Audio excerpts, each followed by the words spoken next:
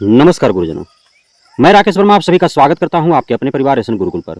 गुरुजनों, आपने जो 26 फरवरी 2024 से 6 मार्च 2024 तक हुए सक्षमता परीक्षा फेज 1 में उत्तीर्णता हासिल की, उसके बाद से आप बेसब्री से इंतजार कर रहे हैं कि कब काउंसलिंग प्रारंभ हो, कब काउंसलिंग हो और काउंसलिंग के बाद आपको अपने मेरिट के हिसाब से विद्यालय अलॉट किया जाए और आप नए विद्यालय में पदस्थापित हो ताकि विशेष शिक्षक कहलाएं और राज्यकर्मी का दर्जा पाएं।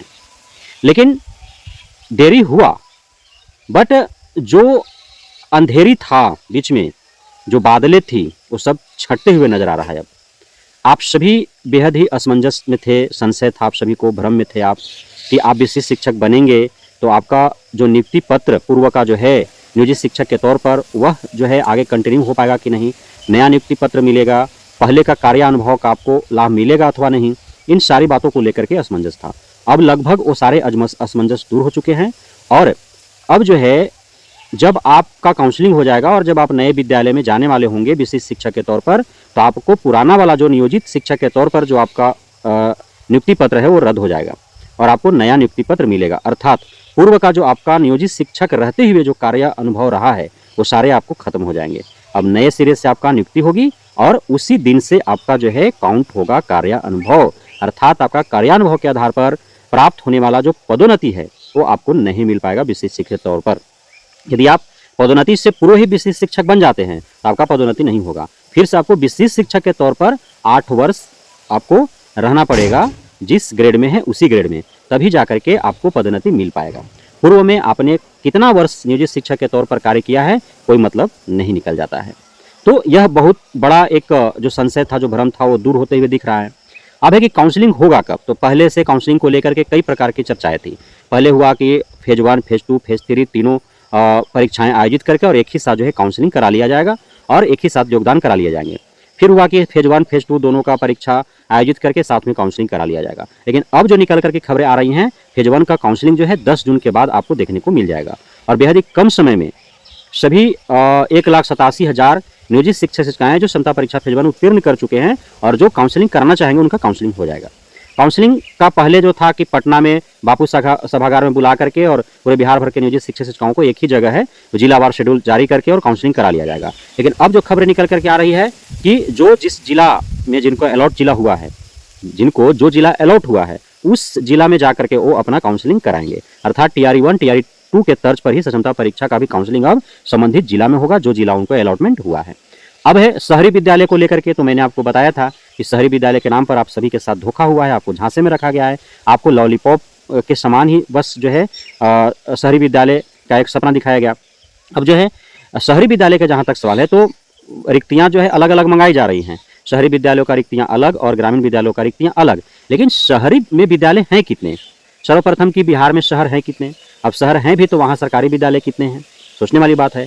अब जब शहर ही कम है, विद्यालय ही शहरों में कम है, रिक्तियाँ भी कम होंगे। दूसरी बात कि जो पूर्व से शहर में जो पदस्थापित हैं, भले ही वो नियोजित शिक्षक ही क्यों ना हो, तो क्यों भला छोड़ेंगे उस पद को? छोड़ेंगे? नहीं छोड़ेंगे। यदि वो परीक्षा क्षमता दे भी दिए होंगे, उत्तीर्ण भी हो गए होंगे, तो इंतजार करेंगे कौन सा विद्यालय अलॉटमेंट होता है। ऐसा नहीं है कि काउंसलिंग होगा फिर विद्यालय अलॉटमेंट होगा तो बाध्यता है कि उनको नया विद्यालय ज्वाइन ही करना है, ऐसी कोई बाध्यता तो है नहीं, वो नियोजित के तौर पर रह सकते हैं। तो मात्र 5% ही रिक्तियाँ जो है, जितना क्षमता परीक्षा उत्तीर्ण शिक्षक शिक्षिकाएं हैं उनके एवज में, उनके रेशियो में यदि हम माने तो मात्र 5% ही उसमें से लोग जो है शहरी विद्यालयों में वो पदस्थापना ले पाएंगे। 95% नियोजित शिक्षक शिक्षिकाएं जो क्षमता परीक्षा उत्तीर्ण की हैं उनको ग्रामीण इलाकों के ही विद्यालयों में जाना होगा। तो ये 3 महत्वपूर्ण सूचनाएं जो है आपको ध्यान में रखते हुए तभी जो है जो काउंसलिंग का शेड्यूल जारी हो और आप काउंसलिंग कराएं।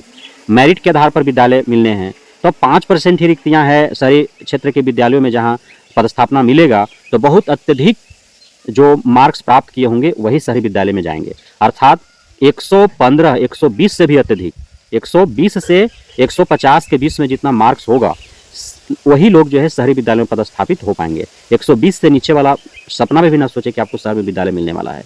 तो आप यदि शहरी विद्यालयों में हो, आप यदि मुख्य मार्ग के इर्द गिर्द किसी सरकारी विद्यालय में हो, आप यदि जिस विद्यालय में आप नियोजित के तौर पर हैं, यदि वहाँ पे आप अपने आप को जो है संतुष्ट समझ रहे हो, आप संतुष्ट हो, वहाँ पे हर तरह से जो है सही लग रहा हो आपको, तो आप फिर काउंसलिंग कराने के लिए सोचे ही मत। आप नियोजित के तौर पर ही रहें, आगामी सक्षमता परीक्षा आप दे, जिस समय आपका अच्छा मार्क्स हो जाएगा उस समय यदि शहरों में रिक्तियाँ रहेगी तो फिर आप ज्वाइन करें, अन्यथा नियोजित के तौर पर ही रहें। नियोजित के तौर पर रहेंगे तो एक विशेष फायदा आपको मिलेगा कि ट्रांसफ़र जो है आपको नहीं होंगे। ट्रांसफ़र होंगे भी तो उसमें बहुत लोचा है, नियमावली में संशोधन करना पड़ेगा, उसके बाद सारे नियोजन इकाइयों को संविलियन करना पड़ेगा, तब जा करके जो है होगा। बहुत टेढ़ा खीर है।